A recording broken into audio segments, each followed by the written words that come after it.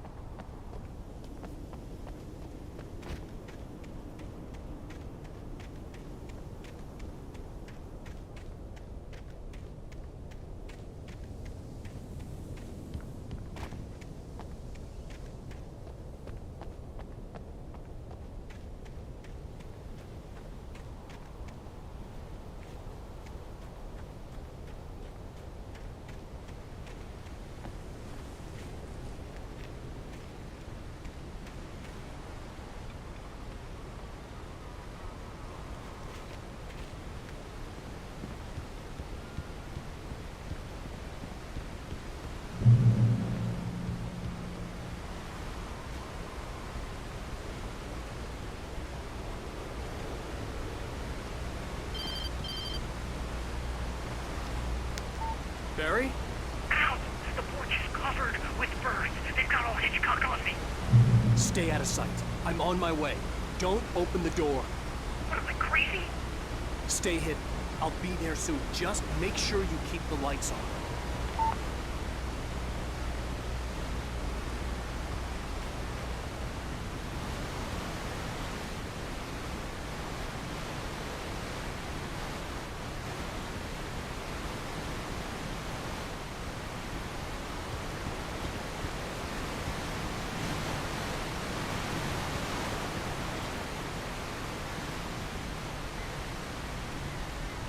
I still had to reach Barry at the cabin, but at least I was out of the woods.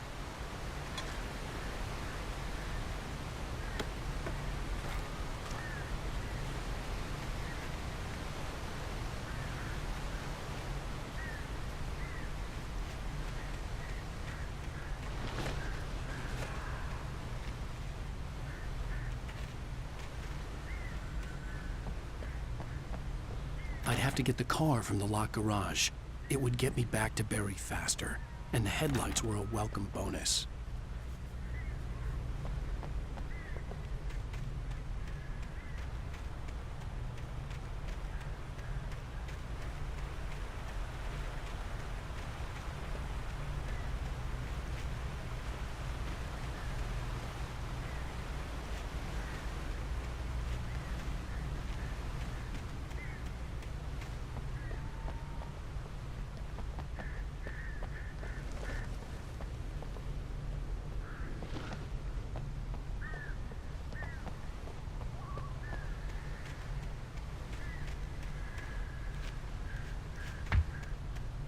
I had to find the key to the garage.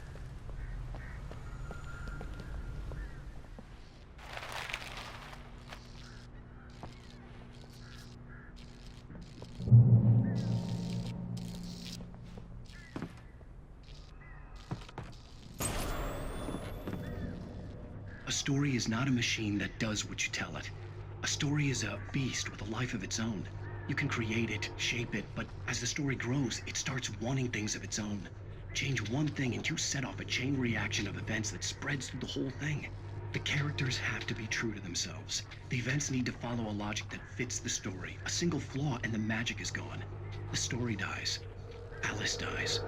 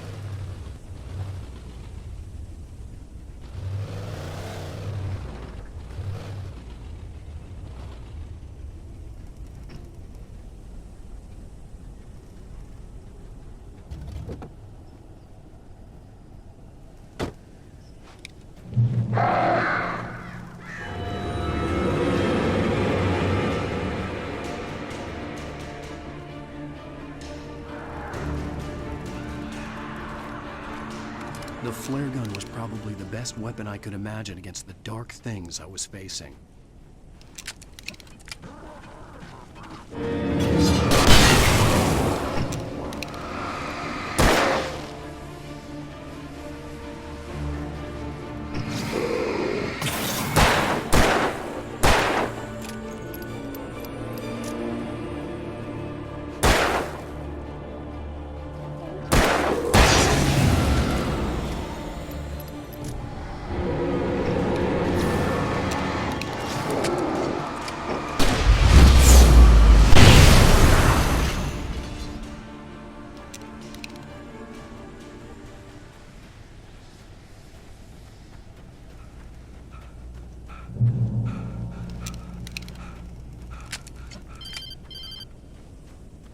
It was the kidnapper.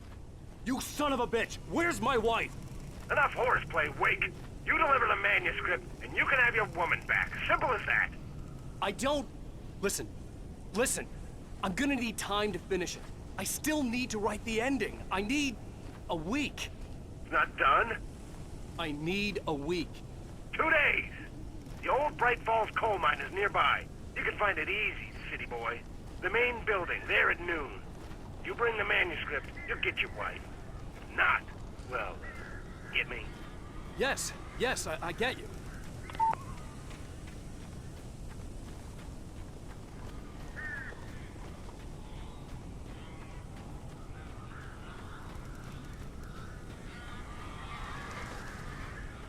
Barry had talked about birds over the phone.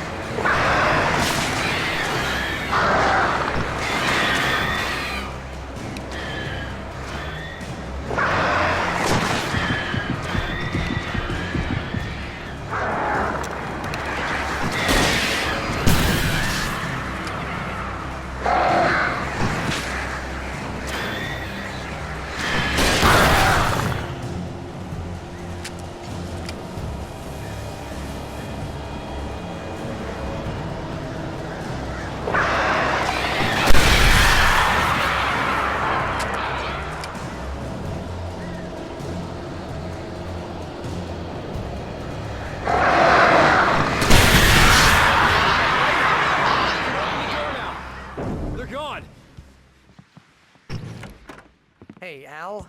I'm sorry for thinking you were having a psychotic episode, man. I sent Barry to the town to ask around about a man fitting the kidnapper's description. He'd go through the archives of the local paper. Perhaps he could learn something. Anything about the island and the cabin that had disappeared. The man wanted a manuscript. I had to try to write him one to get Alice back.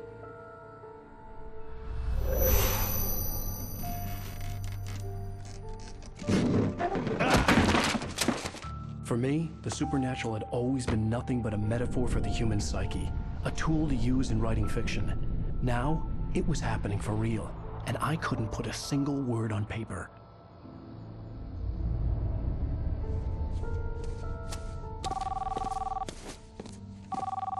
Barry Wheeler speaking. This is Rose. Rose? I found Mr. Wake's pages. Oh, you sweet, brilliant girl. Could you and Mr. Wake come get them? I live in the trailer park outside the town. We'll be there in less than an hour. I know. See you soon. Have a great day. Hope you come back soon. Welcome to the Oh Dear Diner. Good girl.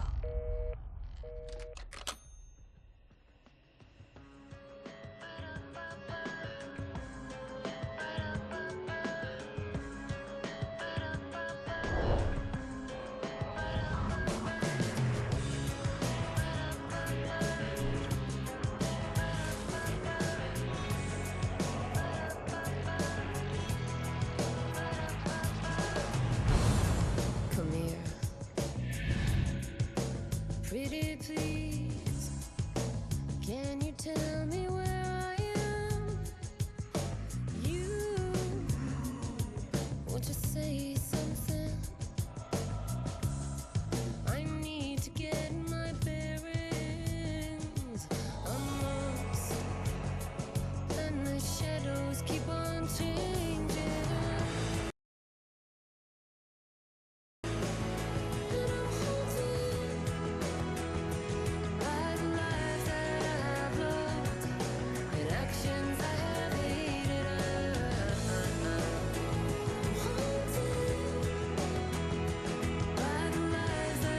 Previously on Alan Wake, Alice has been kidnapped. Alan, please help me. Alice? You'll do exactly what I say if you ever want to see your wife again. I can't tell anyone except my agent Barry. Damn it, Barry, they'll kill her! You're my best friend, and I'm worried that you're not right in the head. The ransom is a manuscript I supposedly wrote that's coming true before my eyes. It happened just the way it was on that page. So dark. I have found only a few scattered pages. I want the entire manuscript. The deadline is in 2 days. I found Mr. Wake's pages. Good girl. How the hell did she get her hands on the manuscript anyway? I don't know. She's resourceful. I told you were too hard on her. Listen, I found out all sorts of interesting stuff while I was digging around. Yeah. Mr. Wake, it's Sheriff Breaker. We have an FBI agent here, Agent Nightingale. FBI? He's anxious to see you. You'd better come to the station. Okay, I'll be right over, Sheriff. Let's make this quick, huh? Help you folks? Name's Randolph. I'm the manager. We're looking for Rose. Works as a waitress down at the diner. Rose, sure. Nice girl. Who wants to know? I'm Alan Wake. The writer, huh? I heard on the radio you were visiting. Well, I'll show you her trailer. That Rose, she's a nice girl. Always pays her rent on time. As I was saying, Al, I found all sorts of weird stuff from the local newspaper's archives. This place is crazy. Disappearances, mysterious deaths, urban legends come true, and get this, most of this stuff takes place around Cauldron Lake. Well, you ain't wrong, mister. The Indians thought the lake was a doorway to the underworld. I'm the God-fearing type myself. I don't hold with that sort of thing. Yeah, okay. Anyway, there was an island there owned by a guy called Thomas Zane. Now, some of the articles I found about him make him out to be a famous writer, but I ran a bunch of searches, couldn't find a single thing he wrote. Zane was heavily into diving, so much so that the place came to be called Diver's Isle. But the volcano under the lake erupted in 1970, and Zane went down with the island.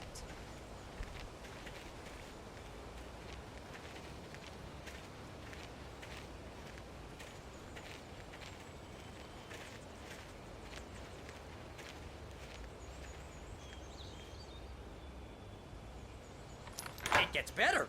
A local girl, Barbara Jagger, drowned in Cauldron Lake just a week earlier. They were lovers. Sure, Jagger's a local spook story. The Scratching Hag comes for you in the dark. Childish stuff like that. Anyway, Al, I'm just getting to the best part.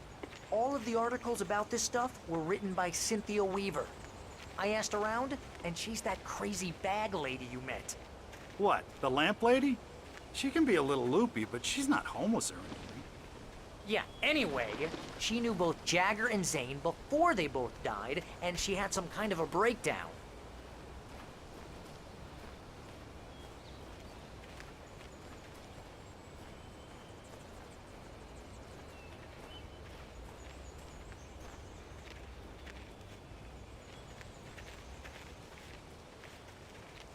Well, mister, this here's Rose's trailer. You mind me asking what you want with her? We're just here to talk to her, pal.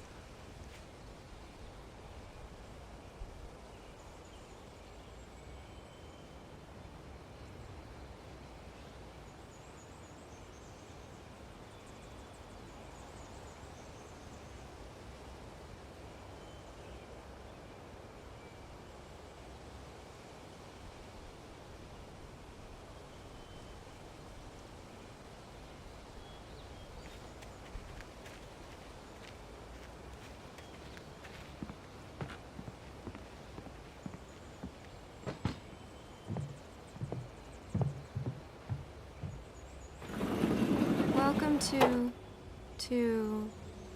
Oh dear. Mr. Wake. I'm so glad you're here. Rose, you have my manuscript? Oh. Oh yes. Yes. Please, come in. Hey, this is really good. Rose, Yes, my manuscript. I really need it. I understand. I know what you need. A muse to inspire you. Oh, for Barry. She doesn't have anything. Yeah, hey, Al? Al, what's... Oh... Barry! What? What?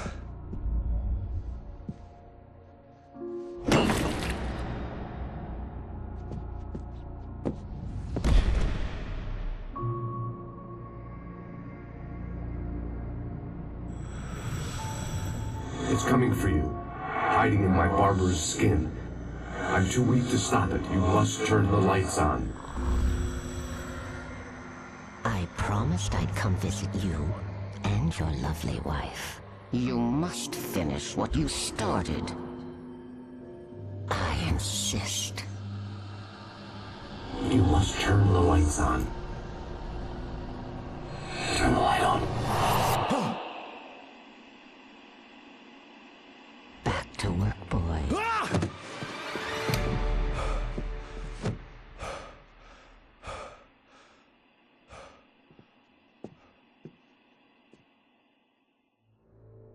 I felt nauseous, hungover. Only anger kept me going.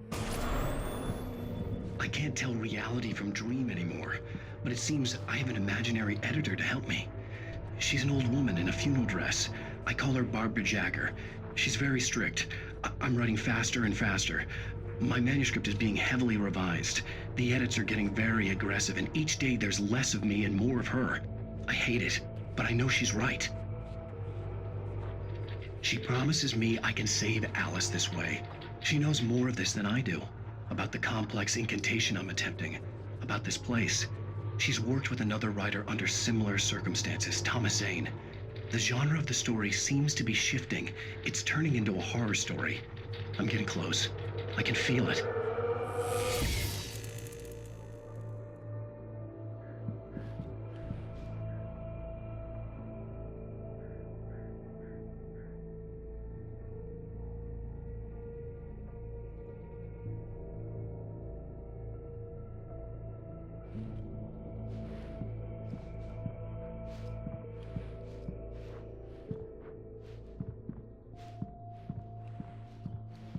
Rose took a day from me. I had less than 12 hours left to meet the kidnapper.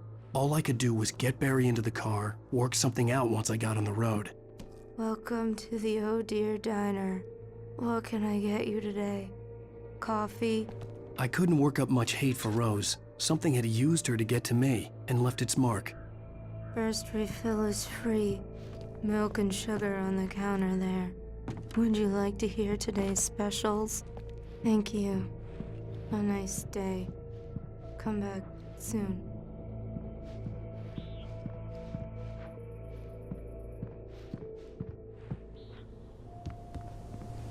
My gun and flashlight were gone.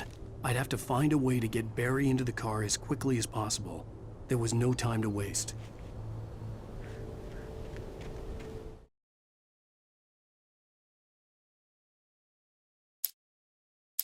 Mr. Randolph liked Rose. That little smile she had. How she was still sweet when life had tried so hard to make her bitter. It wasn't any of his business what she did in her trailer. But those strangers, the writer and his smart-ass sidekick, looked like trouble. And they'd been in there for hours, way past her normal bedtime. He reached for the phone and called the sheriff's station.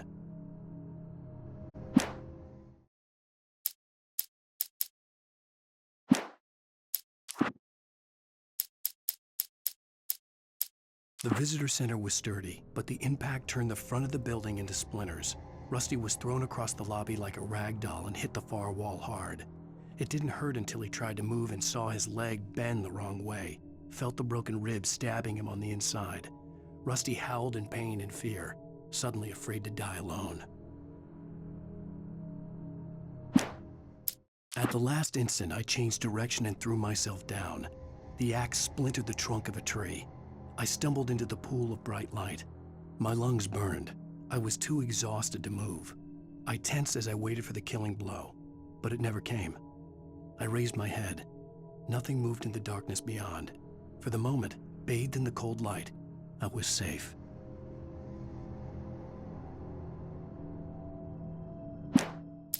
In that last instant of consciousness, Rusty thought about Rose.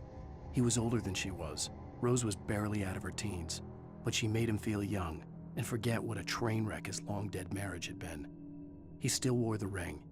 He'd been waiting for her to tell him to take it off. Now she never would. I turned the corner, afraid of what the flashlight's beam might reveal. Suddenly, a roughly painted symbol of a torch glowed in the light. Behind it, hidden by a rock, sat a battered metal trunk. It was here for a reason, packed with supplies, batteries, flares, ammo, things you need to make it through the darkness of the night. Something left behind by someone who knew what I knew, and more. Agent Nightingale didn't want to be in Bright Falls. These little communities revolted him, and he didn't like the trees or the coffee. He now knew that impossible horrors lurked behind the storefronts and smiles. He desperately wanted to turn the car around and just drive until he passed out or ran out of road and booze. But he had a job to do. He had a rider to catch, at any cost. On more than one occasion, Alice had tried to explain to me how it felt to be afraid of the dark. To her, darkness wasn't simply the absence of light, but something more tangible than that. It was something you could touch and feel. Worse than that, it was something with a mind of its own, something malicious and malign. For her, things changed when they were wrapped in darkness. They turned into something else, something foreign, and nothing was safe or innocent anymore. I'd never really... The night had been one desperate situation after another. I was exhausted, and my body felt as though it had been chewed up and spat out. The flashlight was heavy in my hand, and each pull of the trigger sent a painful shock up my arm. But I was finally out of the woods, and things were looking up. That's when I heard the chainsaw. When Barry saw the darkness attack the visitor center, it made him a believer. The men Al said he'd shot, they hadn't been just locals on crank. Somehow the world had changed, like the channel had been switched without warning. You think you're watching a sitcom, and you're really watching a horror show. When the birds started attacking the cabin, Barry wasn't surprised, just terrified. The FBI agent's command froze me in place. I considered surrender. It was all falling apart anyway. I could give in, let someone else deal with it. but it felt all wrong. Call it instinct, his posture, the way he held the gun. He was no friend. Shots ringing in my ears, I leaped for the hole in the fence and stumbled into the darkness beyond.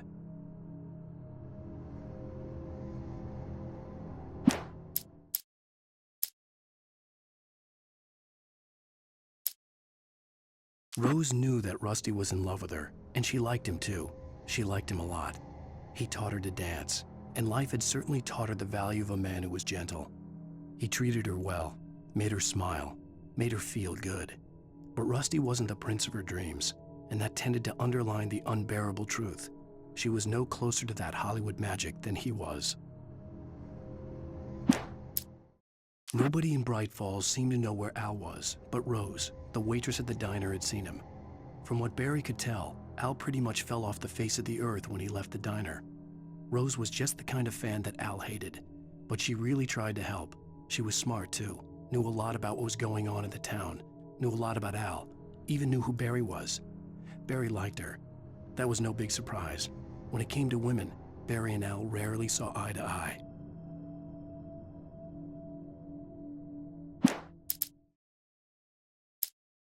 The logging site was a mess. The modular office had been pushed off the cliff. Deputy Thornton climbed up from the wreckage excited, breathing hard from the exertion. Nobody there. It's weird. Don't you think that's weird?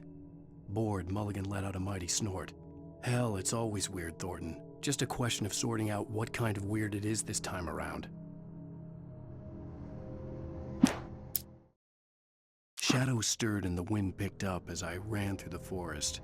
I felt the dark presence turning its gaze toward me. Then the moonlight was blotted out by dark shadows that raced violently across the ground, moving too swiftly to be natural. Darkness gathered between the trees and melted again to reveal the Taken. No natural path had brought them here.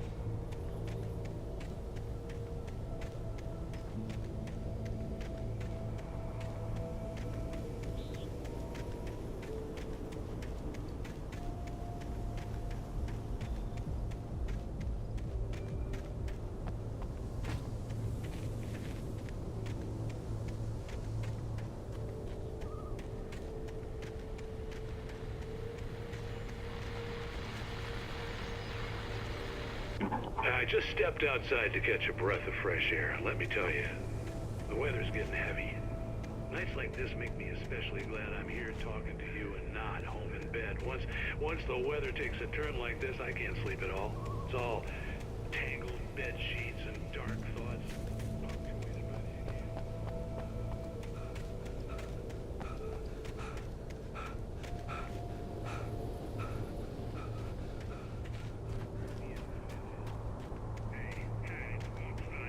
What's on your mind, Walt?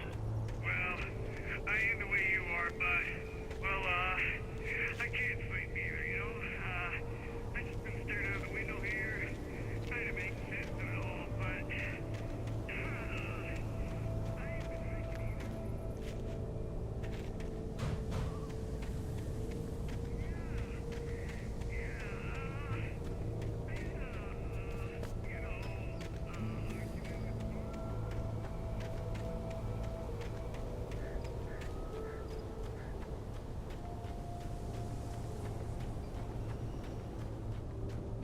Oh, you're gonna get it now.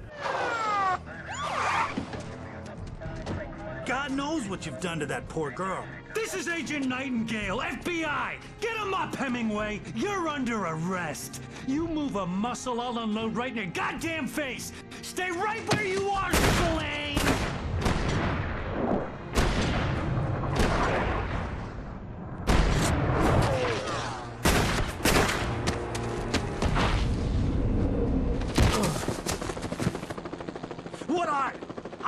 standing right here, you goddamn maniac!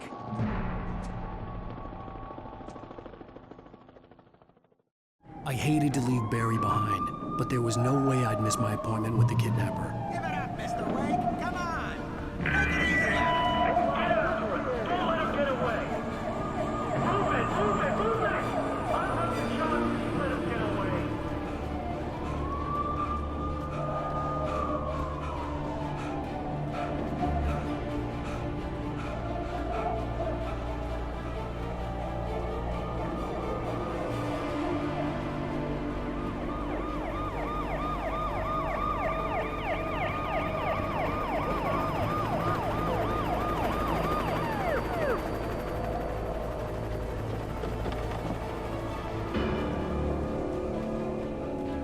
There he is! There he goes! Okay, men. Keep your eyes peeled. He's gonna try to make it through here. This way!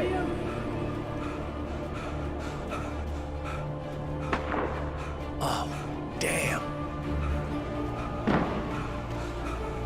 Over here! Stop! Wait!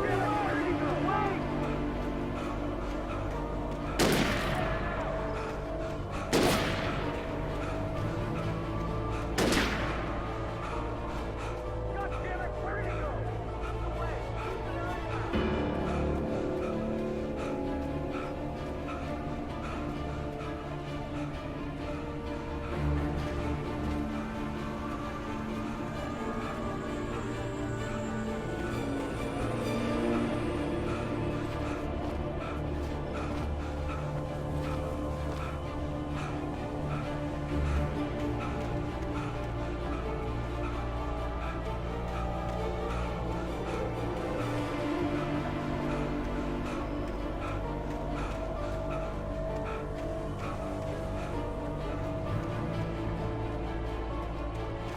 He's gone!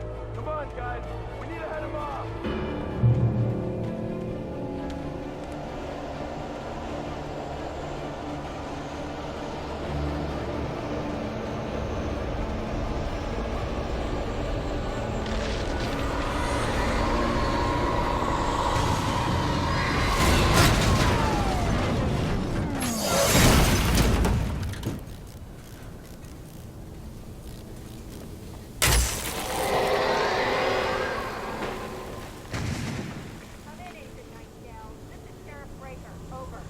Nightingale, over.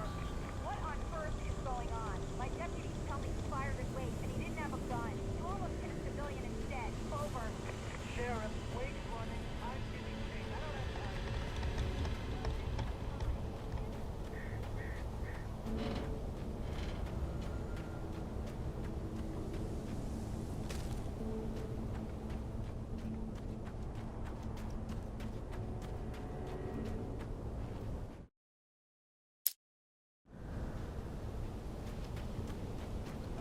Last night is running along the board that leads westward from the trailer park. All units are advised of the suspect may be armed.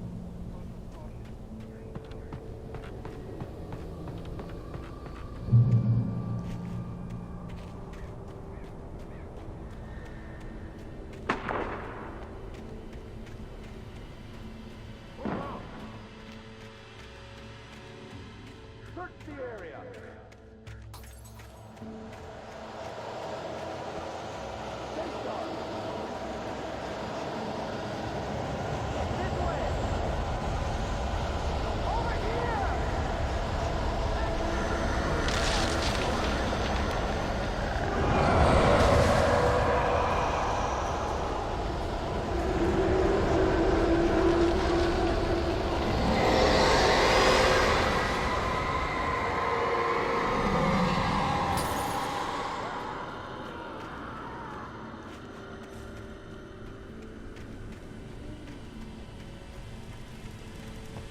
This horror was everywhere I went, circling me. The cops didn't stand a chance. They were after a writer, not a monster. Wait, are you seriously telling me that geek writer just took out my deputies? Are you kidding? I mean, have you seen this guy? He wears a tweed jacket. Over. He's the guy we're chasing. If it's not him, who then? Bigfoot? Over. I don't know yet, but I'm not in the habit of jumping to conclusions. That tends to come back and bite you in the ass. Out.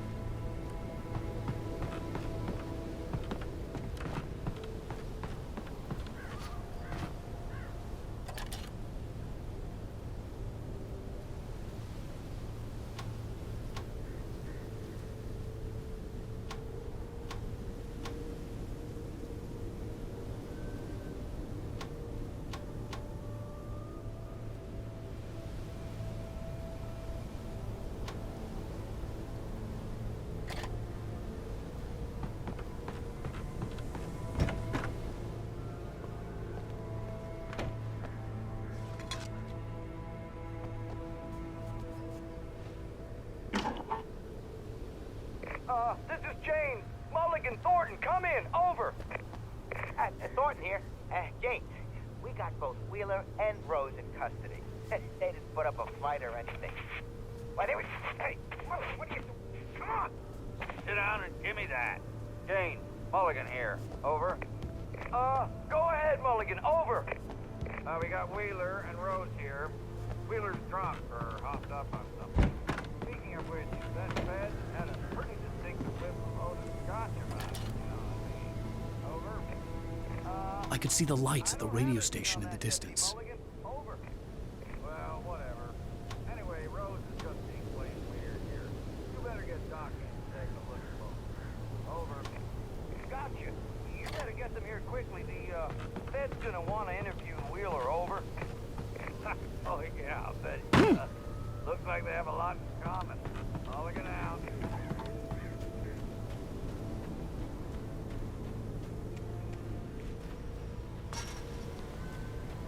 I imagined that the broadcast tower in the distance was part of the local radio station. Maine seemed like a decent guy. Perhaps he could give me directions to the coal mine.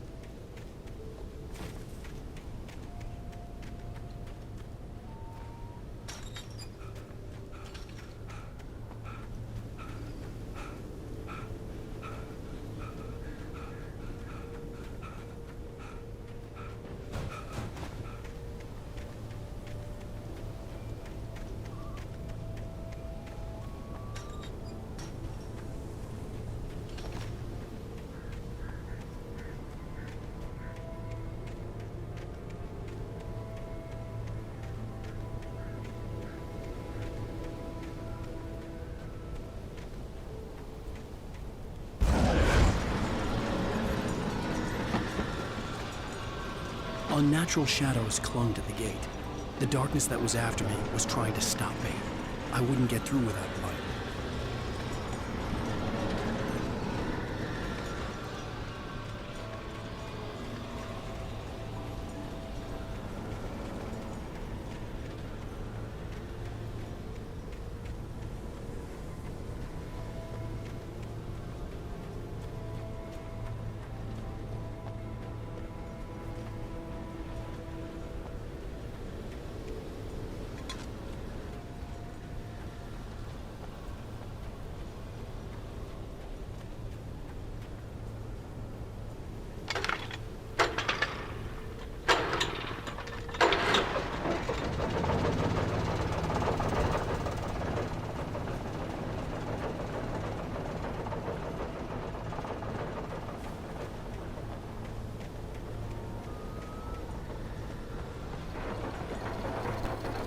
The old generator conked out.